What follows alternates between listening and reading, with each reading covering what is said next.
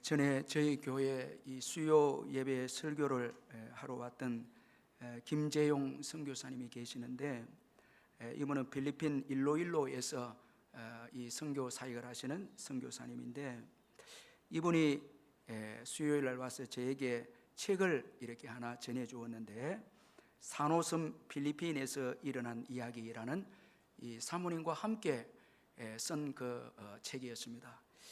제가 이 책을 조금 읽어보았는데 참 여러 가지 선교하면서 은혜 받은 간증에 감동을 받았고, 또 필리핀에 대해서 좀 언급해 놓은 것에 대해서도 새롭게 알게 되었습니다. 특별히 이 책을 보면서 필리핀의 이 꽃과 식물에 대해서 좀 소개를 해놨는데, 필리핀의 꽃은 화려하고 아름답다는 것입니다.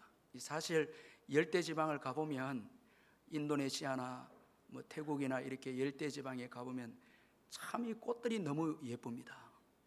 인도에 갔을 때도 이 대지 지엄나무 열매, 그 열매를 우리가 아는데 꽃을 소개를 해주는데 정말 그 색깔이 아름답더라고요. 열대지방에서는 이 날씨가 좋기 때문에 빨리 자라고 또 꽃도 화려하고 아름답습니다. 그런데 그 책을 보니까 중요한 것은 필리핀의 이 꽃들의 대부분은 향기가 없다는 것입니다. 자, 꽃은 너무 화려하고 꽃은 아름다운데 향기가 없다는 거예요. 그러면서도 그 책에서 사모님이 그 이유에 대해서 소개를 해놨는데, 그 이유는 겨울을 거치지 않기 때문이다. 자, 이렇게 이유를 설명했습니다.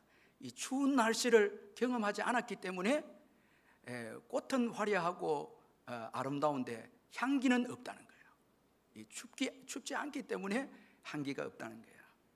자, 여러분, 이 좋은 날씨만 지속되는 거, 이게 복이 아닙니다. 이 좋은 환경만 지속되는 게 이게 복이 아니거든요. 제가 그 요한진님의 시를 보니까 이 그 내용 중에 어떤 내용이 있는가 하면 이 들꽃 언덕에 쓴가라는 시입니까? 그 시에 보니까 값비싼 화초는 사람이 키우고, 그다음 값없는 들꽃은 하나님이 키우신다. 그래서 들꽃에는 하늘 향기가 있다. 이런 내용의 것인데, 참 사람이 너무 정성껏 꽃을 가꾸고 이렇게 하면 향기는 없습니다. 그런데 들꽃은 시련도 오고 비바람도 있고 하기 때문에 하나님이 키워주시는데 향기가 있는 거예요. 하늘 향기가 있는 거예요.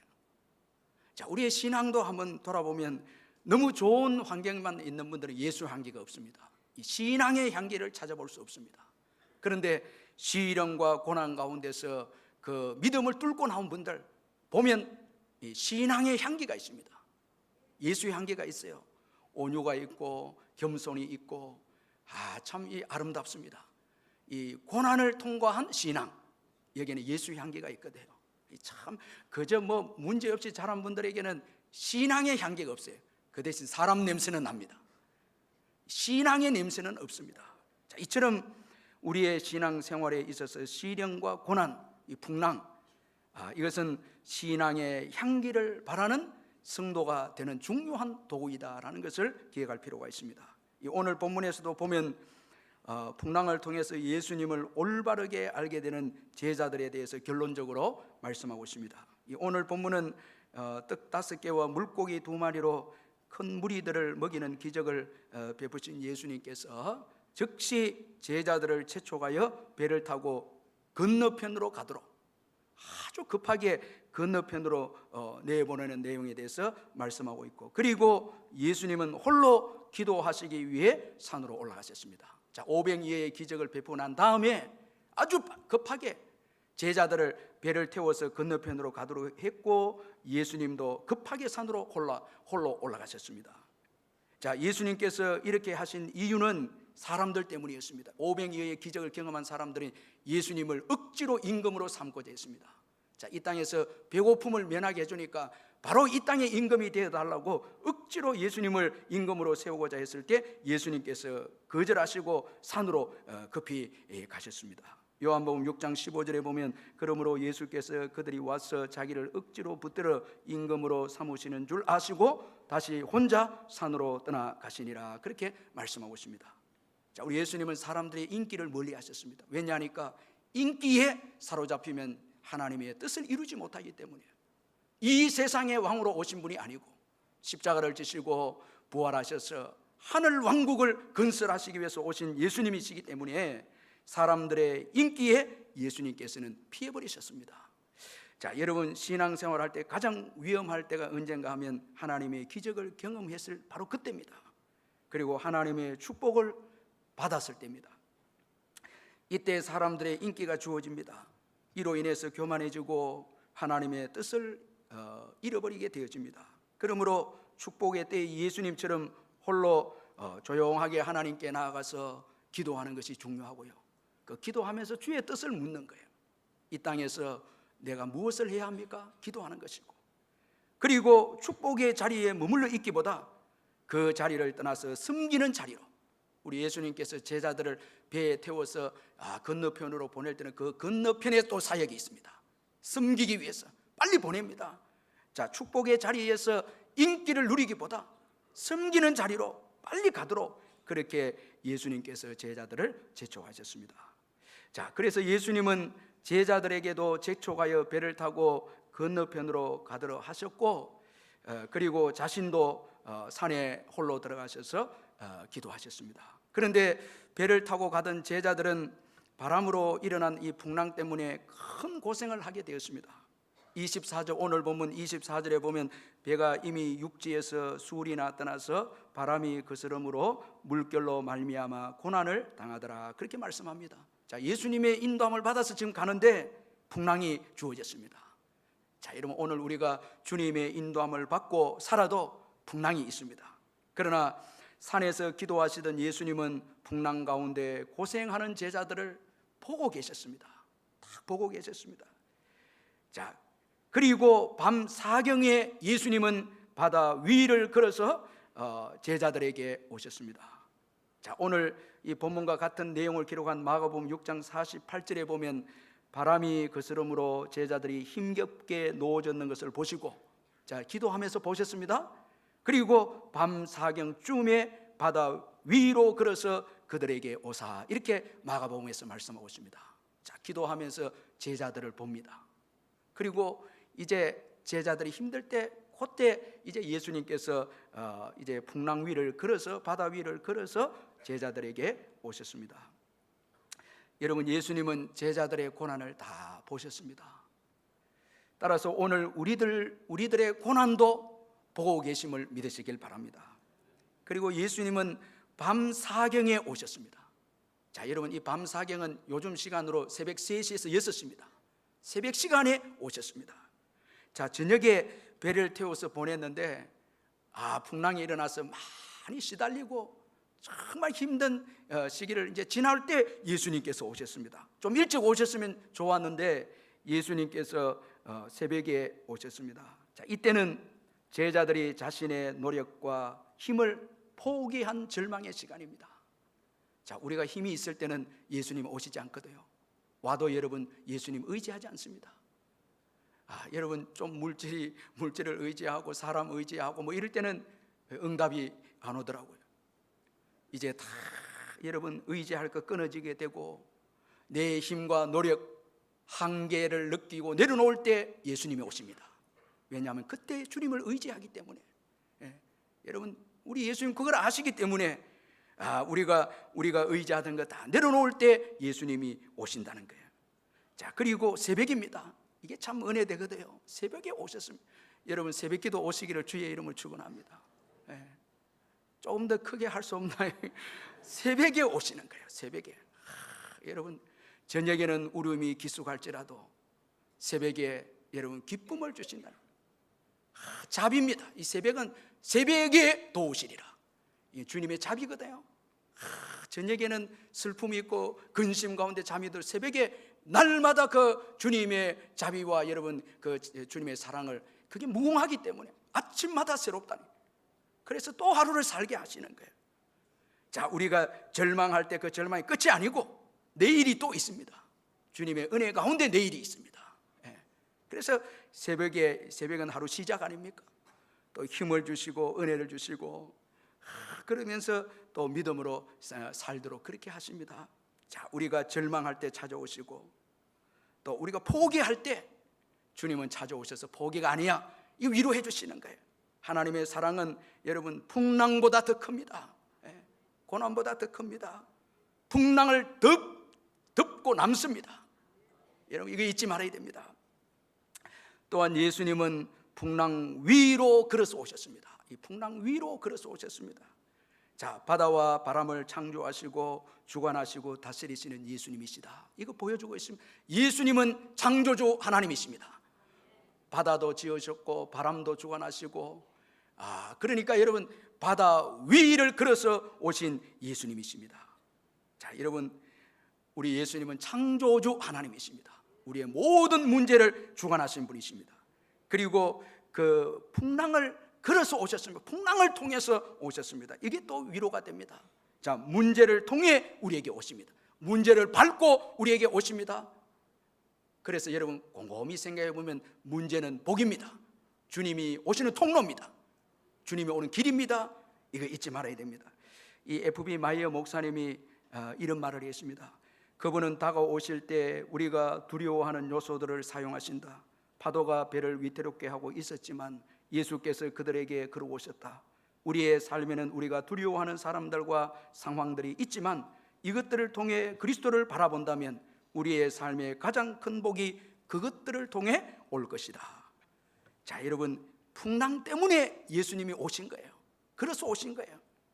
그런 거로 이 풍랑은 여러분 축복이라 할 수 있습니다. 그러므로 어려운 문제 가운데서 여러분 절망하거나 낙심하지 말고 감사하시기를 주의 이름으로 축원합니다.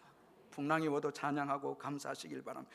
세계적인 지휘자 이 토스카니니는 이런 말을 했습니다. 어려울 때 힘이 되신 하나님께 감사하라. 좋은 환경만이 좋은 결과를 가져오지 않는다. 아담은 에덴 동산에서도 타락하지 않았던가. 자, 여러분 좋은 환경만 좋은 결과를 가져온 게 아닙니다.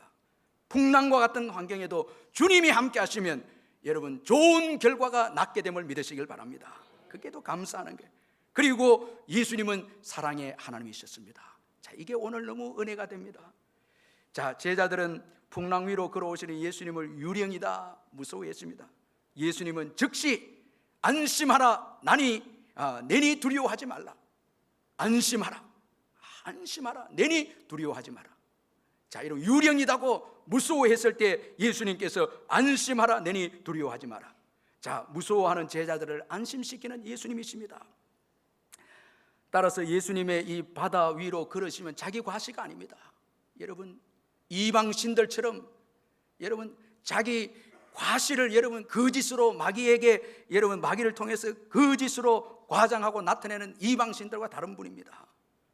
우리 예수님은 인격적인 분이시고 전능하신 분이신 동시에 사랑의 하나님이시다는 거예요. 여러분 그 능력을 보이실 때 사랑으로 보이는 거예요. 자기 과시가 아니고 두려움을 주기 위함도 아닙니다.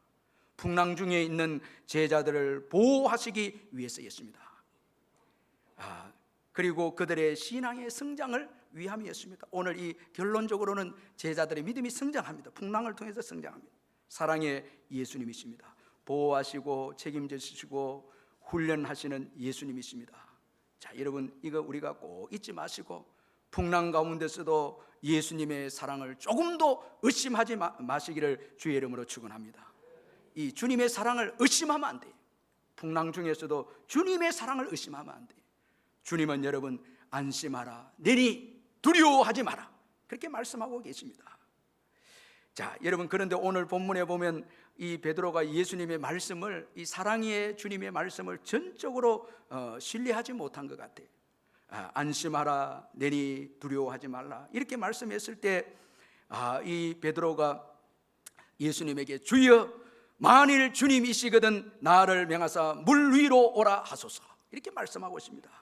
자, 여러분 안심하라 내니 두려워하지 말라 하면 아멘 하면 끝인데 이거 좀 주님을 확인하고 싶었거든요.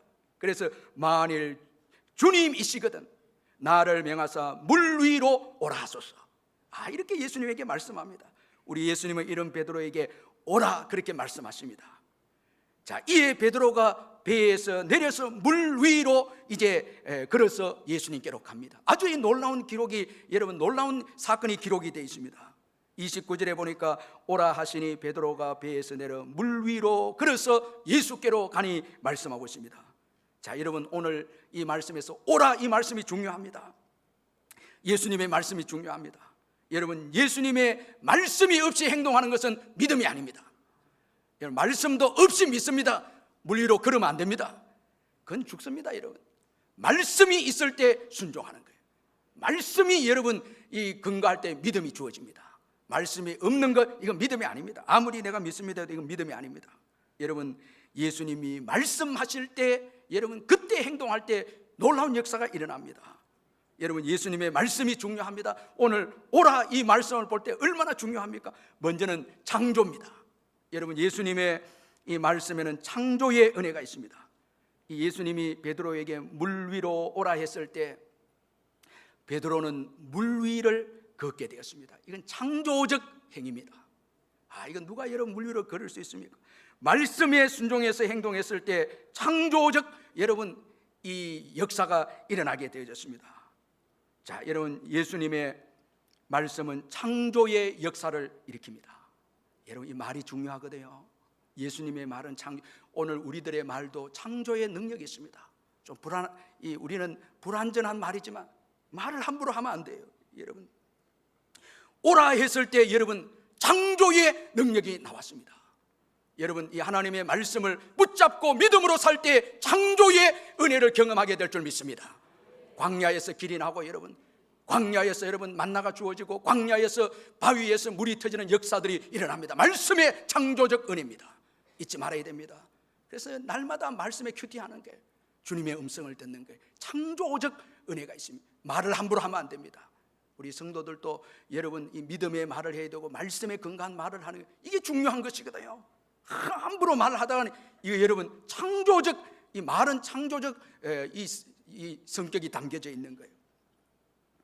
어떤 교회 청년들이 단기 선교 자금을 마련하기 위해서 성도들의 이 차를 세차하려고 계획을 세웠는데, 갑자기 예보도 없는 짱대비가 쏟아지기 시작했습니다. 비 오는 날 세차하는 사람이 어디 있겠습니까? 청년들이 너무너무 걱정이 돼서 함께 모여서 회의를 했는데, 한 청년이 새로운 홍보 이 문구를 이야기하면서 청년들을 독려했습니다. 자, 이 한 청년의 새로운 홍보 문구가 뭔가 하면, 우리가 비누칠을 하면 하나님은 닦으신다. 비가 오니까 여러분, 먼저 하나님 나라와 의를 구하면 창조적 이 아이디어가 나오는 거예요. 말씀에 근거해서 우리가 선교하고 전도하고 교회가 말씀에 근거해서 살아가면 창조적 아이디어가 나오는 거예요. 이 창조적 은혜가 있는 거예요. 막힘이 없다는 게. 자, 오라 이 말씀은 창조적 이 은혜가 담긴 말씀입니다. 그 다음에 능력입니다. 오라 이 말씀 속에는 능력이 있습니다. 자, 예수님의 말씀 풍랑을 이기게 했고, 풍랑에 좌우되지 않고 오히려 풍랑을 다스리고 풍랑을 지배합니다. 이게 말씀의 능력입니다. 자, 여러분, 주님의 말씀에 부딪히면 환경은 여러분 이겨냅니다. 아멘. 물 위로 걷지 않습니까? 오라 그 말씀에 물 위를 걷지 않습니까? 자, 여러분, 오늘 환경에 자꾸 지배당하고 여러분 고통당하고 힘들어하는 분들은 말씀을 붙잡으시기를 주의 이름으로 축원합니다. 말씀에 능력이 있습니다. 오라라는 말씀 속에는 능력이 있습니다. 그 말씀을 붙잡고 도전할 때에 능력이 있습니다. 그리고 오라 이 말씀 속에는 안전입니다. 아주 중요한 여기 교훈입니다. 안전입니다. 여러분, 배에서만 안전이 있는 것이 아니라 배도 한계가 있습니다. 풍랑을 이길 수 없습니다. 오직 예수님의 말씀 안에 안전이 있습니다. 여러분, 이거 믿으시기를 주의 이름으로 축원합니다. 풍랑 중에서도 안전이 있습니다. 자, 풍랑 중에 걷습니다. 자, 안전은 여러분 배나 우리의 지위나 물질이나 우리가 만든 제도나 거기 있지 않습니다. 사람에게 있지 않습니다. 예수님의 말씀 안에 있는 거예요. 여러분, 너무 여러분 배를 의존하지 마시길 바랍니다. 오라 하면 뛰어내리시길 바랍니다. 어떤 분들은 제도에 일평생 매여 있고, 또 이 직장이 아니면 이제 죽는다 생각을 하고, 저 사람 아니면 죽는다고 생각하는, 그렇지 않습니다. 여러분, 말씀 안에 안전이 있거든요. 참 말씀 안에 축복이 있는 거예요. 우리 가스펠송 한번 찬양, 참 주님의 사랑 한번 찬양을 했으면 좋겠는데, 아버지 사랑합니다. 우리 한번 찬양하고 또 말씀 듣도록 하겠습니다. 이 아버지 안에, 예수님 안에, 성령님 안에 여러분 안전히 있음을 우리 믿고 한번 고백했으면 좋겠습니다. 아버지 사랑합니다.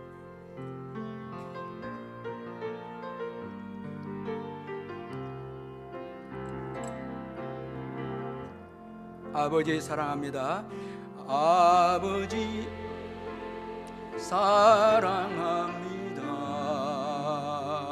아버지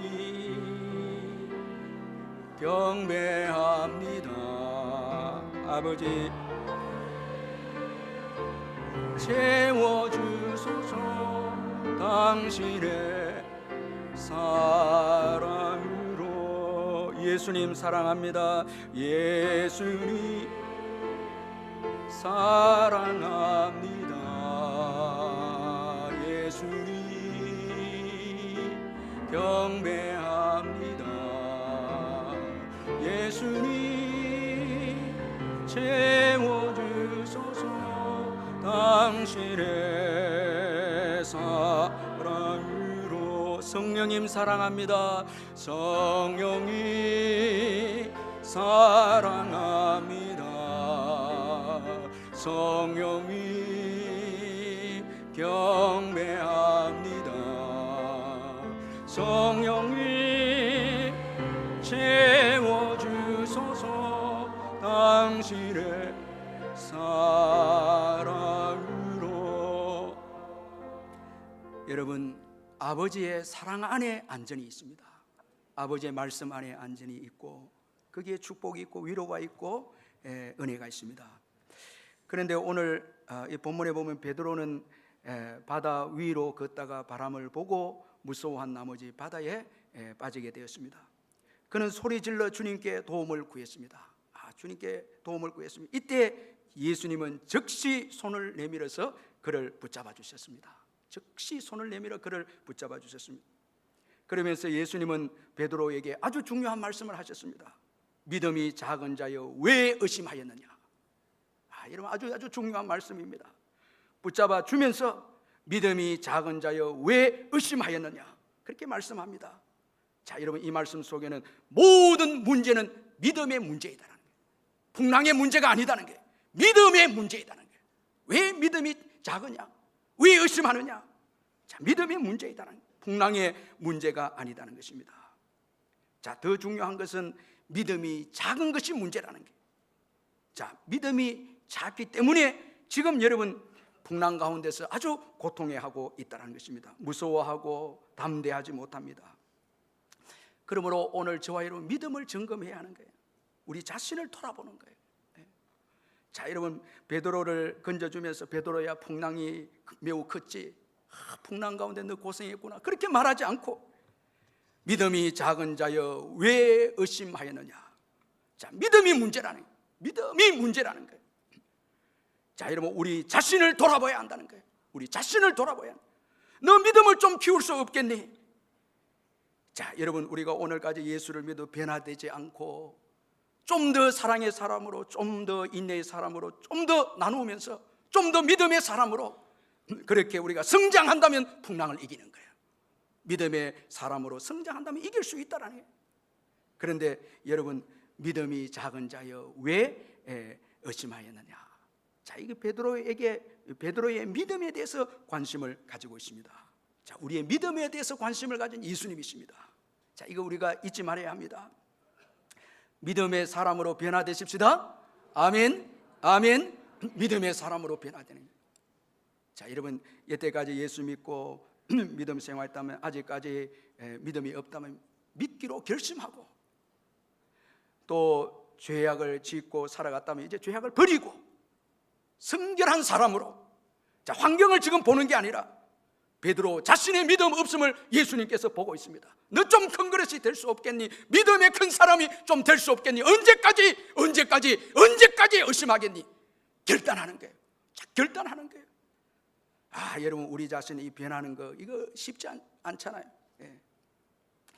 제가 요한진님 글을 한번 시를 계속 보니까 참 재밌는 시도 있더라고요. 한국 남편이라는 제목이 있더라고. 내가 너무 읽으면서 감동받으면서 충격받았는데 내용이 이랬습니다. 에덴 동산이 한국 땅에 있었더라면, 너무 안타깝다는 거예요. 안타깝다, 그 내용입니다. 아담이 한국 남자였더라면 절대로 아내의 말을 듣지 않았을 텐데. 참 남편이 문제예요. 제가 읽으면서 언제 변화될까, 참 좋으시다가 이때 깨면 안 되는데, 참 변화되지 않는 모습, 참 믿음이 작은 자 왜 의심하냐. 자꾸 환경 없애달라고 하지 마시고, 환경이 이러니 저러니 하지 믿음을 키우도록 사랑의 사람으로, 관용의 사람으로, 기도의 사람, 빛과 소금의 사명을 감당하는 크리스천으로, 여러분 이런 믿음이 있을 때 풍랑을 이깁니다. 내공이 있을 때 이기죠. 자꾸 의심하고 믿음이 없는 거예요. 믿음이 적은 거예요. 작은 거예요. 자, 여러분, 제가 잠시 출타하면서 여러분들에게 부탁하고 싶어요. 저도 그렇고 여러분들고요, 이제 말씀을 좀 읽고 여러분 이제 좀 변화되도록, 지금도 변화되고 있지만은 신각 앞에, 주님 앞에서 우리의 믿음을 점검하면서 너희 마음속에 믿음이 있는가 점검하라, 시험하라. 정말 믿음이 있는가 한번 돌아보면서, 우리 예수님은 환경에 대해서 말씀하지 않고 지금 베드로에게 믿음이 작은 자여 왜 의심하였느냐. 아직도 의심하면 안 되죠, 여러분. 그리고 작은 믿음은 끝까지 완주할 수 없다는 거예요. 끝까지 도중에 가다가 빠지게 됩니다. 자, 여러분, 큰 믿음은 완주합니다. 또한 작은 믿음의 특징은 의심입니다. 여기 보니까 믿음이 작은 자여 왜 의심하였느냐. 자, 여러분, 뭐 의심이 있고 자꾸 원망하고 불평하면 믿음이 없습니다. 믿음이 작습니다. 믿음이 크다 말하면 안 됩니다. 의심이 있으면 안 됩니다. 자, 여러분, 베드로는 예수님의 말씀에 순종해서 바다를 걷다가 풍랑을 보기 시작합니다. 풍랑을 더 크게 보았습니다. 풍랑을 보는 순간 풍랑을 더 크게 보았습니다. 그리고 무서움이 생깁니다. 그리고 예수님의 말씀을 의심하기 시작합니다. 자, 여러분, 여기 중요한 것은 풍랑을 보고 빠진 것이 아니라 예수님의 말씀을 의심했기에 그 풍랑을 보는 순간 의심이 들어온 거예요. 말씀에 의심이 들어온 거예요. 그게 빠지게 했다는 것입니다. 의심했기에 빠졌다는 거예요. 자, 여러분, 이 풍랑은 계속 여전히 있거든요. 우리가 신앙생활 하다 보면 풍랑은 또 있습니다. 그런데 믿음이 작으면 의심하게 되어진다는 것입니다. 로마서 4장에 보면 이 바울이 아브라함의 믿음을, 이 믿음의 특징에 대해서 언급을 하기를 아주 귀하게 언급을 하고 있는데, 믿음이 없어 하나님의 약속을 의심하지 않고, 이렇게 아브라함의 그 믿음에 대해서 특징을 언급했습니다.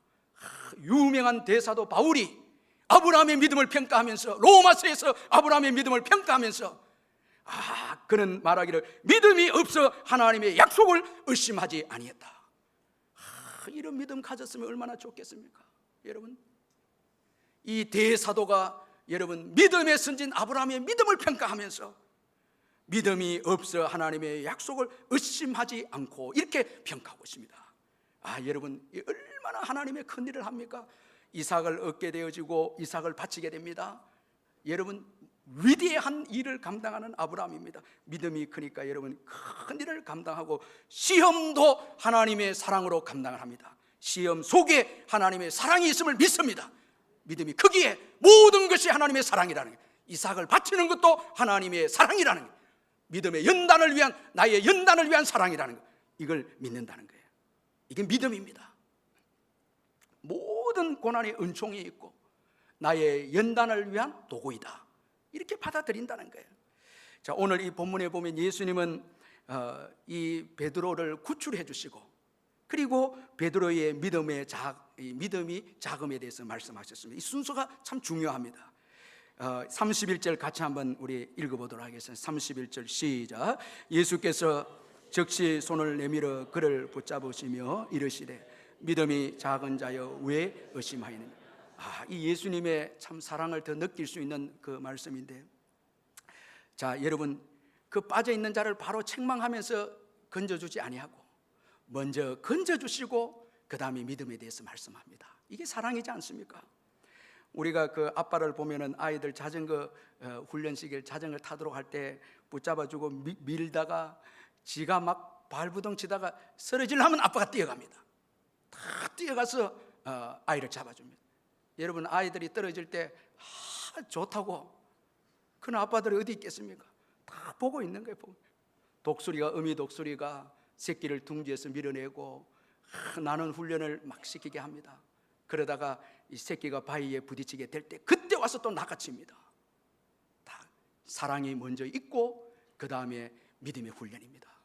구출해 주시고 그 다음에 믿음이 작은 자여 왜 의심하였느냐. 여러분, 이 예수님의 사랑이거든요. 그러므로 예수님의 말씀과 예수님의 그 사랑을 조금도 의심하지 말고 그대로 믿고 맡기는 것입니다. 아멘. 자, 여기에서 여러분, 예수님의 사랑에서 경배가 나오고 예수님에 대해서 올바로 아는 지식이 나옵니다. 자, 33절에 보니까 배에 있는 사람들이 예수께 절하며 예수께 경배하며 예배가 나옵니다. 자, 사랑을 통해서 건진 받았을 때 예배가 나옵니다. 예수님 사랑합니다. 이 고백이 아니겠어요? 경배가 나오고 그 다음에 진실로 하나님의 아들이로소이다. 여러분, 신앙 고백이 나옵니다. 예수님에 대해서 올바르게 아는 지식이 등장하게 되어집니다. 여러분, 최고 여러분 신앙생의 축복은 예배자로 세워지는 것이고 고난을 통해서 예배를 귀하게 여기는 것이고 그 다음에 예수님을 올바로 아는 것입니다. 예수님은 우리의 구주십니다. 하나님의 아들이십니다. 여러분, 하나님의 아들을 믿는다면 무엇이 걱정이 되겠습니까? 아멘. 그 안에 다 축복이 있고 은혜가 있죠. 최근에 그 나온 닉 부이치치의 그 너는 생각보다 강하다라는 그 책이 나왔는데 저는 이 책을 여러분들에게 좀 추천하고 싶습니다. 최근에 나온 책인데 특별히 청소년들과 이 부모에게 너무너무 귀한 도전을 주는 책인데 사지가 없는 닉 부이치치는 한때 나는 대학에도 갈 수 없고 그 다음에 세상에 짐받게 될 수밖에 없고 누가 나를 남편으로 받아주고 내가 자녀를 어떻게 낳으며 내가 어떻게 쓰임받을까, 나는 불가능하다 그렇게 말했는데 그가 하나님의 은혜를 받고 난 다음에 멋진 하나님의 계획을 깨닫고 난 다음에 너무너무 하나님에 대해서 감사하는 그런 내용이 거기에 기록이 되어 있는데 2010년 지독히 힘든 시간을 보낼 때 빌립보서 4장 13절의 말씀을 꼭 붙잡고 하루 종일 묵상하면서 되뇌었다고 그렇게 그가 고백합니다. 내게 능력 주시는 자 안에서 내가 모든 것을 할 수 있느니라. 그리고 또 그가 그의 이 삶의 좌우명이 베풀고 나눠주는 삶입니다. 특별히 잠언 19장 17절 가난한 자를 불쌍히 여기는 것은 여호와께 구워드리는 것이니 그의 선행을 그에게 갚아 주시리라. 이 말씀의 은혜를 받고 그 사지가 없는 삶 가운데서도 가난한 자와 어려운 자들 위해서 살기로 도전했습니다. 말씀을 붙잡고 도전했습니다. 이 마치 오라라는 이 말씀에 붙잡고 그 바다 위를 걸어간 것처럼 하나님의 말씀을 붙잡고 사지가 없는 그가 도전하기 시작했습니다. 이 10대 마지막 때에 이 어려운 사람들 돕기 위해서 남아공으로 가게 되었습니다. 그 이유는 남아공의 한 젊은이가 이 닉 부이치치의 강령 영상을 보고 남아공에 좀 와서 학교와 고아원과 교도소를 순회하면서 강연을 좀 해달라고 부탁한 거예요. 근데 여러분, 사지가 없는데 어떻게 갈 수가 있겠습니까? 근데 가겠다 그렇게 말하고 부모에게 말하니까 부모가 걱정이 되고 무엇보다도 그가 그동안 모아놨던 2만 달러를 다 가지고 가난한 사람들 위해서 쓰겠다고 했을 때 부모가 난리가 났습니다. 그런데도 그 2만 달러를 가지고 아프리카로 가서 기저귀와 세탁기, 드라이어, 의료 장비를 잔뜩 사서 고아원에 가서 나누어 줬다고 합니다. 가족이 없는 아이들이 그렇게 많은 것을 보고 마음이 아팠지만 그 아이들의 강한 정신과 웃음으로 힘이 솟아났다고 합니다. 그 아이들을 도우러 갔다가 오히려 그가 큰 도움을 받고 돌아왔습니다. 그 여행으로 인해서 그의 삶이 완전히 바뀌게 되어졌는데 그곳에서 경험 덕분에 세계를 돌면서 예수 그리스도의 복음을 전하는 강연자가 되겠다 비전을 얻게 된 거예요. 놀라운 비전이었습니다. 이 비전대로 여러분, 이 닉 부이치치는 지금 세계를 다니면서 힘들고 어려운 자들에게 복음을 전하고 어려운 자들 돕고 있지 않습니까? 말씀에 순종한 결과 하나님께서 놀랍게 이 닉 부이치치에게 역사해 주셨다는 것입니다. 주님의 말씀을 사랑하고 신뢰하고 도전하고 나갈 때에 거기에 여러분 놀라운 성장과 축복이 있음을 믿으시길 바랍니다. 이 미국 시골 통나무집에 병약한 남자가 살고 있었는데 그는 기침도 달고 있었습니다. 그는 집 문 앞에 큰 바위가 있어서 너무 불편해서 하나님께 기도했습니다. 하나님, 이 큰 바위를 좀 옮겨주시면 좋겠다고 병약하고 기침도 하는 그가 기도했는데 기도 중에 하나님의 음성이 들려왔습니다. 사랑하는 아들아, 집 앞에 바위를 매일 밀어라. 이 음성이 들려왔습니다. 그 후 그는 8개월 동안 매일 아침 저녁으로 바위를 밀기 시작했습니다. 그러다가 8개월쯤에 돼서 보니까 바위가 하나도 움직이지 않은 것을 보게 되었어요. 회의가 된 거예요. 낙심이 되었습니다. 실제로 청량해 보니까 1cm도 움직이지 않은 거예요. 그래서 원망스러운 기도로 하나님 앞에 다시 기도하기 시작했어요. 하나님, 제가 그동안 헛수고했습니다. 바위가 전혀 움직이지 않았습니다. 그랬더니 하나님의 음성이 들려왔습니다. 나는 너에게 바위를 옮기라고 한 적이 없다. 그냥 밀라고 했다. 이제 거울을 보라는 거예요. 거울을 보라는 거예요. 이 청년이 거울 앞에 서서 자신의 모습을 보았는데 아주 건강해진 거예요. 근육이 생긴 거예요. 팔도에 근육이 생기고 달고 살던 기침도 없어져 버린 거예요. 계속 그 바위를 밀면서 근육이 생긴 거예요. 기침도 사라져 버린 거예요. 우리 삶 속에 풍랑한 여러분, 우리의 믿음의 근육을 키워주고 병약한 신앙을 강하게 해주시고 그리고 주님께 예배하는 자로, 주님을 올바로 아는 자로 세워주신다는 거예요. 여러분, 불평할 거 하나도 없습니다. 문제가 여전히 있다 할지라도 거기에는 여러분 하나님의 사랑의 섭리와 손길이 있다는 것입니다. 하나님의 말씀을 의심하지 마십시다. 하나님의 사랑을 조금도 의심하지 마십시다. 모든 것이 주님의 은총입니다. 믿고 그 사랑 안에 그 말씀께 맡길 때 창조적 역사 그리고 능력이 나타나고 그리고 여러분 안전이 주어집니다. 기도하십시다. 우리 말씀 붙잡고 기도하겠습니다. 사랑의 하나님 아버지,